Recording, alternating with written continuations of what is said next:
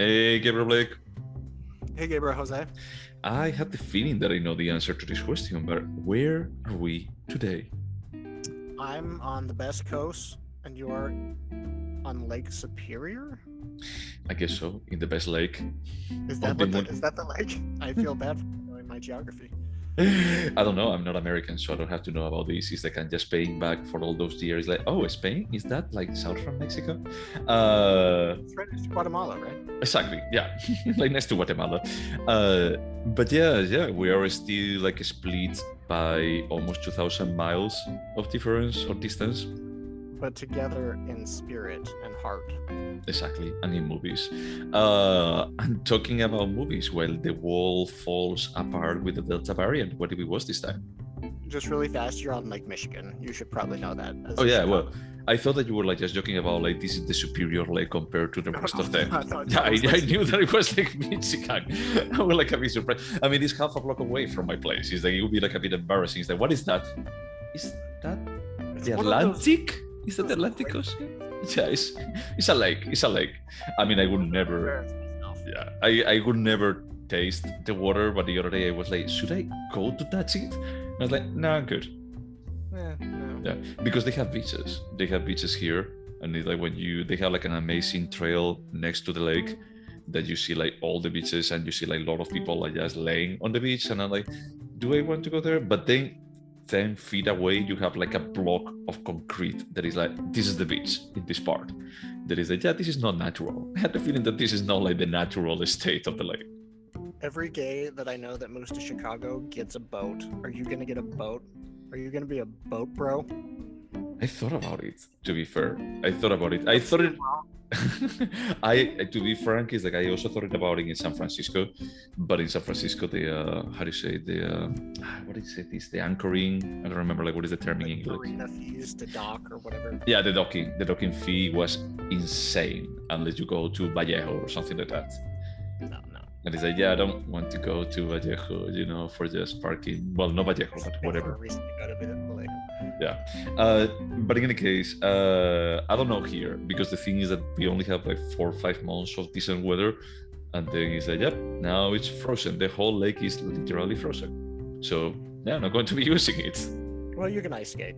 And that's true. I could ice skate, but I don't need a boat, like buying a boat for that. But yeah, just changing gears then. What did we watch this time? We watched the 2021 New York Times critic pick, starring Nicolas Cage, Pig. Okay, so I have a question before we actually dive deeper. Who wrote the review for the New York Times? Actually, I'm a bit embarrassed. I only read the first paragraph of the review and didn't finish it, and so I feel completely unprepared for this podcast, but we'll move on. Cool, but I'm asking like who, just to confirm if it was the same person that it gave like a critic peek to the witness or not. The guest. I don't think they announced who gave it that designation, so I don't know. I mean, I will assume that it was whoever wrote the critic, Well, I know that each week the current critics get to pick any movie. It can be at any point in time. So like Manohla Dargis right now, she could pick, I don't know, Casablanca if it wasn't already. It is obviously, but they could pick some lesser known film. Okay, yes, I would assume the person who wrote it, which is it Manohla Dargis? No, Jeanette Katsoulis, which is not one of their like primary critics. Oh, gotcha. Okay. Jeanette Katsoulis, I see now. So it was like a critic pick. I'm going to be like just creating a note here because this is important. And as this was my pick, I should say why I pick it. I know that we had like a bit of conversation like back and forth about like what to watch, and you were suggesting Old, and I didn't want to tell you that if you made me watch an M. Night Shyamalan movie after I confirmed that I watched all of them, our friendship would be over. Is that I will watch it by mistake. I will watch it being high or drunk, but deliberately sober going to watch an M. Night Shyamalan movie, I don't think that there is a reason for it nowadays. So I don't really like him, but I thought we should watch something current. We should go to the movie theater. Correct. Yeah, and I agree with that part. How I feel about Gael. I know, but you can watch, I don't know, like Amores Perros, like multiple times without having to watch that. Or, that one scene in Y Tu Mamá También, just over and over. Okay, yeah, it's like your whole career has been defined by that scene. Okay, that's fair. That's fair when you're a sex symbol. So as we were discussing about that, and we wanted to watch like something that it was on the cinemas, I had a question that I wanted to ask you after watching this movie, and I'm going to be like presenting to you now, even like before the synopsis, because I want you to just keep this on the back of your mind. Do you think that Nicolas Cage in 2021 is a good actor? I think he has the capability to be a good actor, yes. I mean, we always go back to adaptation. That's a killer. There's 2 killer performances. And he creates such uniquely defined twin brothers where they're similar but different. So yeah, like he can absolutely be a superstar. Was he a good actor in that Declaration of Independence movie? What was it called? I don't remember. Treasure. Oh God. They made 2 of them, where somebody steals the Declaration of Independence. Are we talking about Con Air? No, this was. Oh, we could. I've never seen Con Air. Okay. But then I think Leaving Las Vegas. Yeah, he's good. I think he did great. So yeah, he can be good. I think he looks at a script and he's like, how much effort should I give? And it's like between 20% and 110%, and he decides which. That's exactly what I was discussing after watching the movies. I cannot decide if he's a good actor. I just had the feeling that with the right director and the right script, he can be good. But otherwise, it's like I think that if you let him loose, is that he can become like a Jim Carrey. Is that you're over the top on your acting. And I would actually use Wild at Heart as an example of good acting, and you would use it to support this like over the top. Exactly. But I also understand that David Lynch was going for the over the top perspective, and he cast it right, but the script was not good. Is that it demanded like being over the top, but it's not good. Let's just leave it there. I'm actually like, he did a series of like popular action movies that I don't think he's good in. Not that I saw all of them. But yeah, I do think you're right. I think it has to do with the script, the direction, and probably a lot the editing, where they capture exactly what they wanted from him and with some music and whatever. Yeah. Because I will ask you at the end, is like, what is your take, in the Nicolas Cage spectrum from 10 is adaptation and 0 is the weaker man? With the beast, not the beast. From there, from that Nicolas Cage spectrum, is like, where does this land?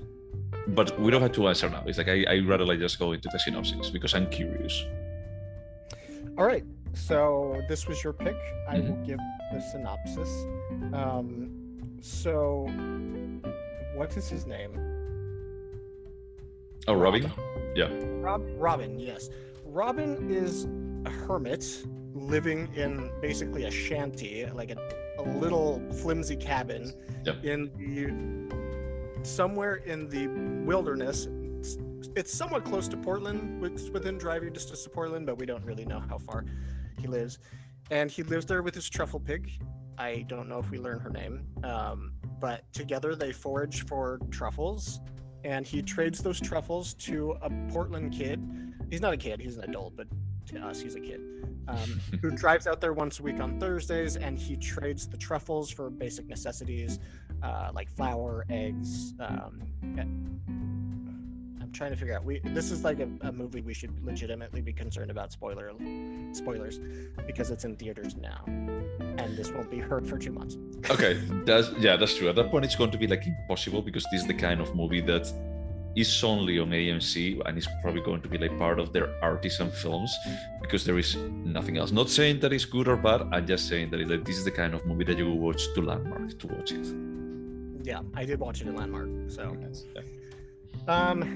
so he lives this very solitary life. It's clear he doesn't speak to many people. And then one night, a couple of junkies break into his house. They attack him, knocking him to the ground, and they steal the truffle pig. And it's horrific. And he needs. he wants to find his truffle pig. There's some very nice twists in his motivation, or not twists, but reveals in his motivations, which I found touching later in the film. But his one contact with civilization is this young man who comes and gets his truffles, and so he asks that guy to take him around and basically trying to track down his pig. The trail at some point leads him back to Portland, and he's basically forced to relive this life of basically a rock star chef. Yeah. That was very successful many years ago, and then he just disappeared, and he has to get back into this like underground restaurant world, literally underground. What they showed in Portland is true. They buried the bottom, the first half of the city, so all of that stuff is underground. There's like bars. Can you go visit it? You can go illegally, and there are legal tours, but there's entrances all around. And in fact, the author of Fight Club, Chuck Palahniuk, he has a guidebook he wrote to Portland, but it's only the seediest stuff, and he talks about where to get into things. And Okay, it's really... because I was going to say that part looks like a Chef Fight Club. It was an homage, I'm guessing, to Chuck Palahniuk, because they have chefs underground fighting each other. Yeah, for money, that it feels like the nihilistic perspective that you would expect from Chuck Palahniuk. Yeah. So I don't think there's much more that's important to add to the synopsis. The rest of the film, he goes back and we're introduced to people who were important to him in this past life, and we slowly find a little bit out. Not a lot, but we find a little bit out about why he became a hermit. I think that we find a lot about it. You know, it's the kind of movie that it starts like giving you zero exposition, and the exposition becomes like organic. That I felt the script was solid on that perspective. There are like some parts of the script that I feel that this is super dumb. You know, I'm willing to forgive it. You know, like the Fight Club is like, I feel like, okay, that can exist, that place, but this is just for portraying how hated / loved that character was when he was here in Portland. But it's like there are other ways that they don't require like this suspension of disbelief, you know, for portraying this. And I do think the filmmakers were looking for reasons to just beat the hell out of like torturing him. Yeah, and it's not that violent. It's not like the trailer makes it seem like it's going to be incredibly graphic and violent. But from the trailer, I was expecting that this was going to be John Wick with a pig. Yep. So and it's not. It's a drama. It's just a plain drama. Character study, and it's about loss and sorrow and healing. And coming to terms. Yeah. So yeah, I mean that's the synopsis I would give.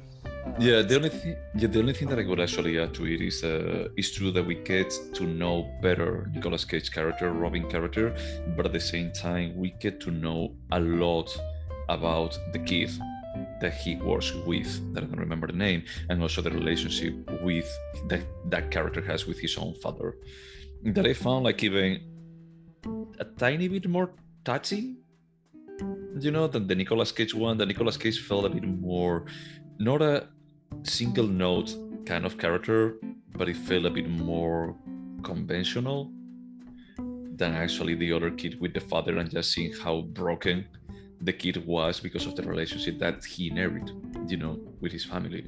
That I feel like, okay, that has been sweet about like, yeah, your father is an asshole, but you know, he was dealing in the same way that Nicolas Cage. Yeah. So I honestly have to say that I like it more than I expected. You know, I have my notes already picked. It may vary a bit, but I was like, this is not bad. I felt like the script, as I mentioned, is all the underground fight part. It was like, you could have removed it, as you said, is that this is only for just torturing and showing that he cares a lot about the pig, the same way that he doesn't wash his blood, the dried blood from his face, that is like no restaurant would have allowed you into it. It doesn't matter who you were on a previous life. It's like, this is a health risk. It's like, I'm not going to be allowing you to the restaurant like this. I don't care who you come with.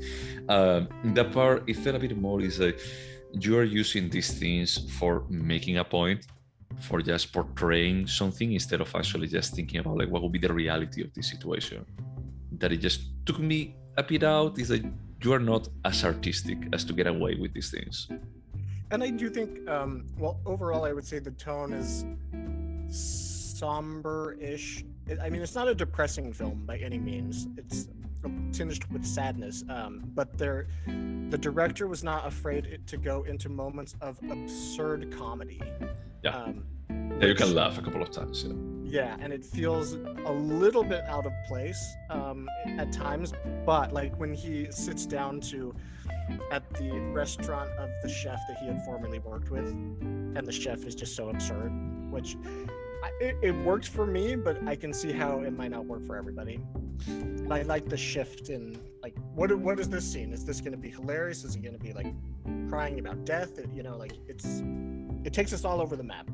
It's one of those things that is like, yeah, the script, as I said, is I like it. I think that is like tight, it's like 90 minutes. It's like it's something that I feel that is more than a short, that is like it's justified for being like a like regular movie. It doesn't require 2 hours. There is no way that this could have stretched into something longer. There are some scenes that I feel like they are like pretty damp. For example, the one that you described, that he basically ends up making him cry, like the chef cry. Is like, okay, you want to push like this with a bit of comedy, a bit with character development. And as you said, is that there are like many elements there, but they come together okay. I won't say that it's like exceptional, but I would say that it's good. I would say it's good, and for a first-time director, it's correct. Excellent. Yeah, I would never guess this was somebody's first film. Yeah, I checked that, and it was like, that's for being like the first one is fine being not perfect, like being able to identify the flaws, because it's something that I would expect this director that is called, what is it called? Michael Sarnoski. Yeah. He co-wrote the script, so. Yeah, and the screenplay, I think that is decent. Actually, the screenplay on the Wikipedia, it says that it's by him, and the story is by him and Vanessa Block. Yeah, story by Vanessa Block and Michael Sarnoski. Yeah, so I think that is, for a first attempt, for a first, like a breaking movie, I think that is pretty decent. It just leaves me with like, probably I won't remember his name, and I don't want to give out like the answer to one of the questions, but I don't think that I will remember like much of this movie, besides I liked it more than I was expecting to. That's interesting. Let's wait to answer the question, but yeah, I see what you say. Yeah, so it's like if there is another movie and they only tell me, it's like, oh, it's Michael Sarnoski, I was like, wait, who is the guy? Who's the guy? And then if I check, it's like, oh, it's the guy that directed Pig. It's like, I remember liking it. I will give it a try. I agree. I'm not going to remember his name, but I will. If that situation were to pop up and I was like, this movie looks kind of interesting. Oh, that's the guy that directed Pig. I will go see it. Yeah, I will. I think that I will trust, and I will be like just crossing my fingers about like him achieving like more maturity, from a directing perspective. Not that this was bad, but it's just saying that it's like, this was great for a first attempt. I would expect him to just feel more comfortable for a second attempt, and maybe like I trust that I think that he can write what he's going to be directing. I think. Yeah. Which is the complete polar opposite opinion we would have had if we saw Old. Correct. That is please stop writing. This is no, don't do that.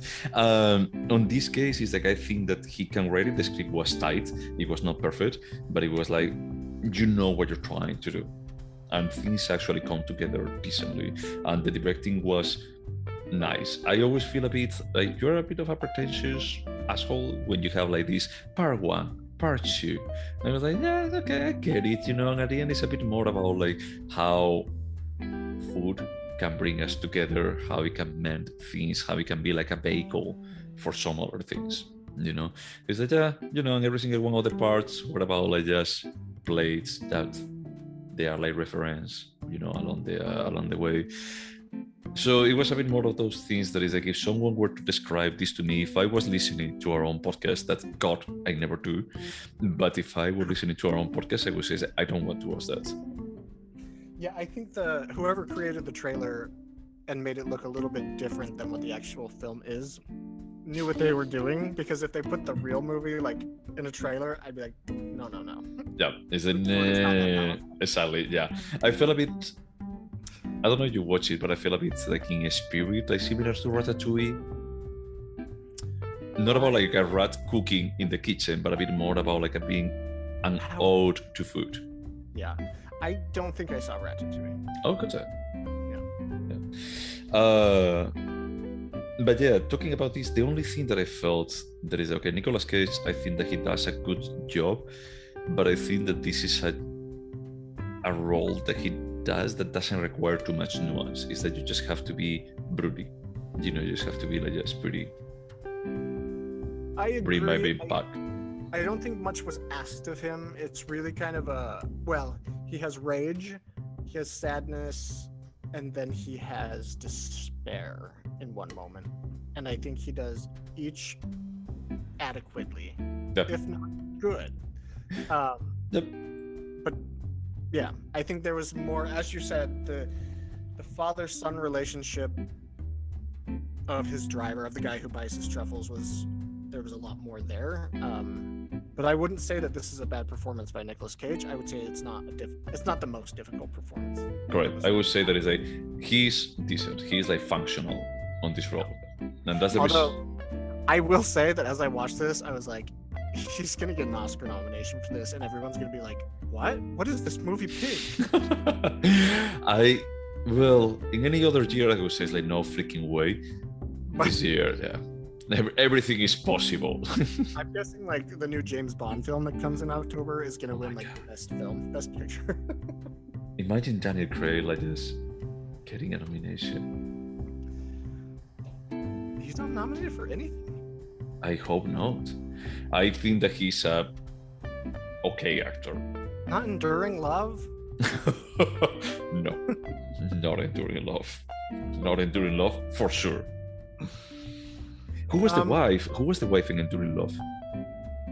Samantha Morton. Oh, that is right. There. My internet's being slow. I wanted to see. Okay, so he's had 39 nominations. This Daniel Craig. I don't know why I'm going down. Yep, no Academy Award nomination. Nah. No, probably for Tom of Action and stuff, But it's like, imagine that would probably be like the first and only nomination of a James Bond actor. About like, well, we have to fill out like 5 people, and he did okay, I guess. And it's a pity because Pierce Brosnan really deserved the Oscar if any James Bond actor deserved one. I like GoldenEye. It's just should be. I like it. I have like a weak spot for that. I don't think that he's the best, like James Bond, but other topics. I don't think that Nicolas Cage is going to be nominated for this. I mean, it has to be like a pretty sad year for him getting nominated. I don't think he will, but I think I wouldn't be surprised if he did. I mean, I wouldn't, because this year this is like the best thing that I've seen in the cinemas this year. It's true. I've only watched the 4 movies or 3 movies in the cinema. And I was actually going to say this. Like, I've seen maybe 10 films since San Francisco reopened, and this is the best thing I've seen. Okay. You went to watch that Bob Odenkirk one, no? I did. And you liked it, no? That is the movie I thought Pig was going to be. It was pretty entertaining. Yeah, I mean, it's just an action film, but it was reasonably well done. Yeah, I had to say that I was like pretty surprised at the beginning. I wasn't like completely sure. Okay, where is this going? Is he going in a rage rampart kind of thing, like avenging it? I feel a bit weird when they go to the junkies about, hey, where is the pig? It's like, oh yeah, we really got your pig. We really like kicked your ass. We hit you in the face with a cast iron skillet. But yeah, we sold your pig to someone else. That is like, wait. And they let them get away after just doing this and recognizing it? That was one of the only scenes that I was like, this isn't really believable. I would somehow retribute them for their behavior. Yeah. Well, but you like John Wick. So you already know how that would go. Maybe we should watch like a John Wick Nest and then watching Keanu. It's my pick, right? Yeah, it's my pick. So who knows what we're gonna watch? Oh my god! I shouldn't have said that. I've never watched John Wick. To be completely frank, I heard things. So you're in for a treat. Oh my god. Okay, yeah, the Red Curtain trilogy of John Wick. Red because it's covered with blood and puppies. But yeah, honestly, exactly. honestly, I love the cinema. Like this, as I told you earlier, this is not the kind of movie that I expect to watch in ANC. Is that this is better? This is like a decent movie, Yeah. you know? No, this was I was really impressed, and I had high hopes, just because of how good the reviews are, and the reviews are incredible. It's like almost universally positive reviews. But I was not disappointed, and I was pleasantly surprised. I'm happy he's still taking risks and making films like this. Yeah, I mean, it actually made me think that this is the third movie from Nicolas Cage that we talk about and we like. Well, we both liked Wild at Heart. Oh, the fourth one, sorry, and one of them we didn't like. So we watched Mandy. We watched Adaptation, and we watched Wild at Heart. And we were not too much of a fan of Wild at Heart. But it was not Nicolas Cage's fault, to be frank. Yeah, it really wasn't. He did exactly what the script asked him to do, and Exactly as Laura Dern, you know, and it was like that. Yeah, what were you thinking, David Lynch? This is on you. I'm actually surprised that we've only talked about 4 of his films, because he's in most films. It's just like... He's on everything. No, I don't think so, man. No, I don't think that he has. I don't know if I think that I told you that in the 2000s, when I was back in Coruña, I used to go to this bar that it was called The Dialogue.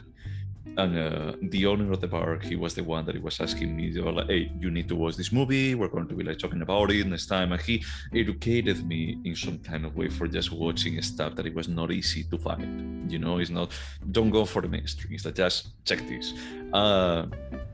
He had like how do you say, like this, like the cinema stuff for saying that it's like action. What's it called? Like the clapboard? The clapboard, yeah, he had like one of those clapboards, and he had a picture of Nicolas Cage, and he said, and there was like something like super offensive about like Nicolas Cage is like the biggest piece of shit out there. But it's the 2000s. It's like basically everything that Nicolas Cage was doing, it was like really over the top. You know, National Treasure. It came to me. Yeah, it was National Treasure. Yep. Yeah. Okay, I can forgive that guy. Yeah, but it's during the late 90s and early 2000s, is that Nicolas Cage was not a guarantee of absolutely anything. It was a guarantee that probably was going to suck. Yeah, I can see that. So is that from that perspective, he became in some kind of way like a joke. Is that, for example, like Keanu Reeves, I think that he's an amazing human being, but he's like really limited from a talent perspective. Yeah, he's a one-note actor. At least Nicolas Cage has like 4 or 5 notes in him. I think that he has like too many and he doesn't know where to play each one of them, you know? That's the reason what I say is like, if the director is good about like, I'm going to be like toning it down, the script is good about like just guiding about like, no, this is what I need from you. Is that don't go crazy, go to this step. It's like, then he signs. Because as you say, it's like adaptation is perfect. Both of the twins is that they could be like standalone characters in movies. It's funny because like when there's an actor that's not that talented, you can usually call out like a film where they did pretty good. I can't think of that one for Keanu Reeves. No, the poor guys, he's a great person. Let's just leave it there. Mine was My Own Private Idaho, which is a great film. But not because of him. Performance. Yeah, not because of him. Let's just leave it there. And yeah, Matrix didn't exactly require too much of acting. So let's leave it there. Should we go over the questions? Yes, but just because you called it out earlier, we were going to rate Nicolas Cage's performance as like 10 adaptation. That's right. Which was what? The Wicker Man. The Wicker Man. Yeah, The Wicker Man. That is like, there is this meme, you know, like when they are going to be like putting the cage with the bees on top of him, and he started screaming like, the bees, not the bees. That is like just world famous. Or infamous, sorry. That's like a good point for using infamous. So from those two criteria, from The Wicker Man to adaptation, where does this acting fall? I would say a 6.5. Like we said, it's a great performance. It's a solid performance, but not much was asked of him. Okay. I'm writing it here, like next to it is like the Nicolas Cage. This can be like a a recurring question. I feel Nicolas Cage. What do you say when? What is? Yeah. But I'm trying to think about scale. Scale is the word. Is what we use for earthquakes. The Richter scale. But it's a scale. That's what the word I was going to. The Nicolas Cage scale. So you say like a 6.5. For me, I would say I'm going to give it a 6. I'm going to be like a bit more conservative because I think that he didn't do much. It's like he was a bit more, as you said, is that there are like 3 tones that I have to hit. Is like as long as I don't get out of this and I know when to use like each one of them, it's like I'm fine. But there's not too much range in between them. In that regard, it is similar to Keanu Reeves in John Wick, where he is great at being this like angry but silent killer. Yeah. Like it's the one note, he delivered it. Yeah, and he did it right because that's what he can do. That's as far as he gets. I just want to say I feel like we've done this film a disservice by mentioning John Wick so many times because it's not even in the same like genre. Yeah, it's just so much better than that. So yeah. Is that this is more? I mean, I haven't watched John Wick, but I feel like this is more elevated. This doesn't try to be like just an entertainment. Yeah, no, completely. Yeah. So going to the questions, could you watch it again? Yeah, not soon, but I would watch this again. Yeah, me too. There is nothing here that I would say that, hey, I don't want to watch it again. And I appreciate that the character building doesn't feel forced all the time. Like, for example, when he goes to get the baguette, I like that I see. There is okay, I kept the place, you didn't come back. You can see like another aspect of the character, and it's like towards the second half of the movie. And I feel that this is smartly written. It's like it's something that I could watch it again and I know where the character is going to, like who they are, and I could actually get like more value out of it. Nope. There's a lot of places the characters can go that they didn't. Like I could see a sequel to this, maybe not a sequel, but I guess there's just more places I would have been happy to follow the film to. That's an interesting question about like, do you think that this deserves a sequel? Do you want to spend more time with these characters? Exactly. Yeah. In my case, it's no. In my case, it's like I already saw everything that I need to see, like from the kid and the father. I already saw everything that I need to see from Nicolas Cage. But I really want to learn the story about what happened to his girlfriend, partner, wife. Yeah, his wife. They were married. They chose not to tell us, and I want to know what it is. So I don't care, because it's a bit more about like what was like the leftover, how that affected him, and that already came to a resolution. Is that he cries about like, sorry, spoiler alert. He cries about losing the pig, and he comes to terms about like, yeah, the pig was not my wife. I need to just come to terms that I lost my wife 15 years ago and I'm like living in the middle of nowhere.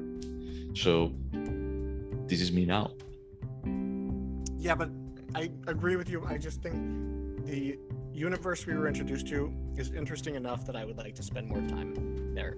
Okay, let me just tell you, imagine that the sequel is actually the Chef Fight Club. They actually focus on the Chef Fight Club. And it turns out his wife just like died in the Fight Club. Exactly. Yeah, she actually just kicked to death, and he comes for a vengeance. It's like, I don't know. I mean, I just feel like it's like a perfect rounded story about like, no, that's fine. I just got it. There's a bit more of a story of loss and coming to terms and about like the damage that it does. And it's like you use food as a vehicle. That's fine. I don't need more. It's that this story is closed. It's like, I don't know how you can just build upon it. That's fair. But I'm going to be adding it to the list of questions. I like it. Thanks for the suggestion. Would you recommend it? Yeah, I've already recommended it to many people. Many people that are not like that interested in like elevated, beyond like a blockbuster or something. They're just casual moviegoers. I was like, guys, you should see this. It's the best film about loss and grief and healing framed through the perspective of the hunt for a truffle pig I've ever seen. Did you watch any other? No, that's the joke. Okay, just making sure, just in case they were like some kind of subgenre that I'm missing. I would recommend it too. I think that it's like a very simple movie to recommend. It's like, it's true that it's a bit bloody, as you can feel about like, oh, it's a bit gross. Like he has like all the blood all the time. But at the same time, it's not gross enough for bringing the movie down. Yeah, it's not incredibly graphic.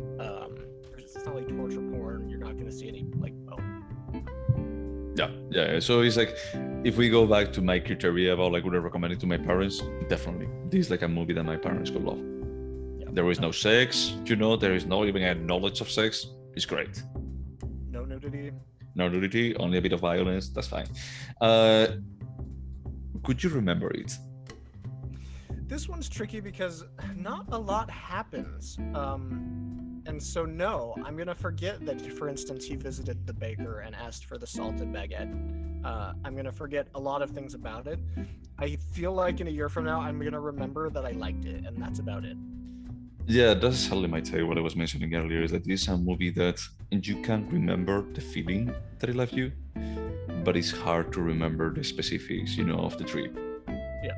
And that's going to be like just reflecting a bit on my score at the end. That's it. Yeah. Is there anything artistic about it? I mean, the direction is so strong that I would have to say yes. Strong in what sense? Strong in the character portrait that he built, and so simply, and like you said, without exposition, without verbal exposition, like this story unfolds in front of us in such an effortlessly and well-crafted way that we were both saying, I can't believe this is a first-time director. Like, that's artistic. I'm a bit torn about this, and I went back and forth about this specific question, like thinking about it. I think that this director has potential for just doing like something like fully artistic. At this point, I felt like he used elements that they are artistic. Like the photography is nice, like the idea of isolation in the middle of the forest and everything, but it never like really 100% clicked for me, so I ended up in a bit more, it's like, I see the elements that in other movies I would say like this is artistic, but I also see like the flaws still a bit obvious on this is the first time that I have to shoot something that lasts 90 minutes. So I'm a bit of I'm going to be like saying like yes with an asterisk about like I will revisit this, kinda. I actually going to be like just using kinda is better. Is it a timeless piece? Yeah, I think so. There's nothing that roots it in a specific time, or the themes are timeless. Yes, it's timeless. Yeah, for me it's also timeless. There are like some small stupid stuff, whatever, but everything that is like portraying about the idea of losing, grieving, and just coming to terms is like one of the most recurring stories that you can imagine. Could you turn this into a TV show? Absolutely not. I agree with you, but at the same time, it's like I feel like internally it's displayed as a TV show that it almost feels like a road movie. A road movie? Oh, I see what you're saying. I just 90 minutes, a 90-minute film was enough for me. If I wanted more of this, it's not that I would want more of the specific story, and maybe this is the difference between wanting a sequel or a TV show.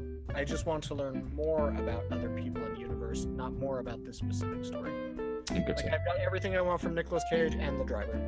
Yeah, no, that's fair. I couldn't turn into a TV show. Albeit I see how they could turn it into a TV show, I don't think that there is anything else that it deserves like more time. Also, no one would watch like 8 hours of this. So, No, I think that this was smart about like, let's make it like 90 minutes, perfect length. We're gonna stop here. Let's pretend that there is nothing else to say. Do you think that this movie could have been better? I don't think this was a perfect film by any means. If you had to ask me, like, name 2 ways you would make this better, I don't know the answer to that. But obviously it's not perfect, so I don't know what I would say. Kinda. I would say probably. Alright. Okay, no, that's fair. For me, I'm going to say no, because I think that actually its flaws, they're not that big, and then like they add some kind of character to it, about like, okay, these characters, how they communicate with each other when they're talking, like Robin is talking with the chef, at the restaurant, it's like there is nothing realistic about it. Or when he's like, I remember every single customer that I have for 20 years and what I prepare for them. It's like, no, you don't. I'm pretty sure that no, you don't. But it's a way of moving the script forward, and it's fine.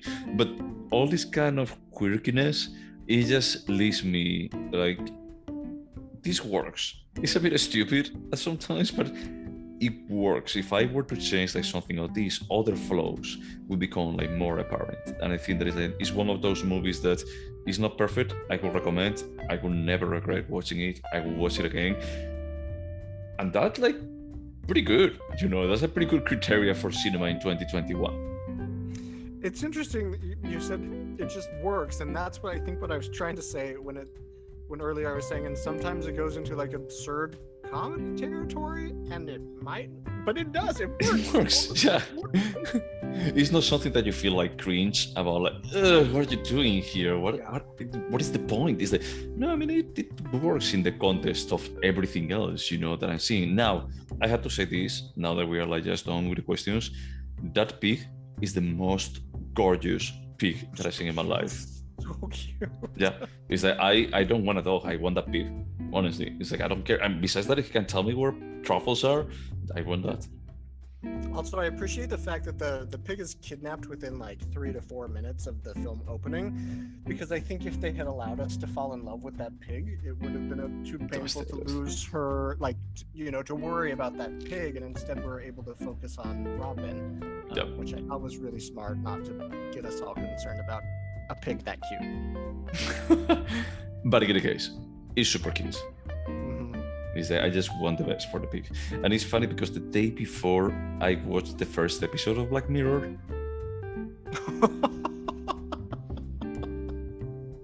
so it's like I forgot that was the first episode. Yeah, and it's like every single time that they joke about like, oh, are you fucking your pig? He said, well, he's not the prime minister of the UK.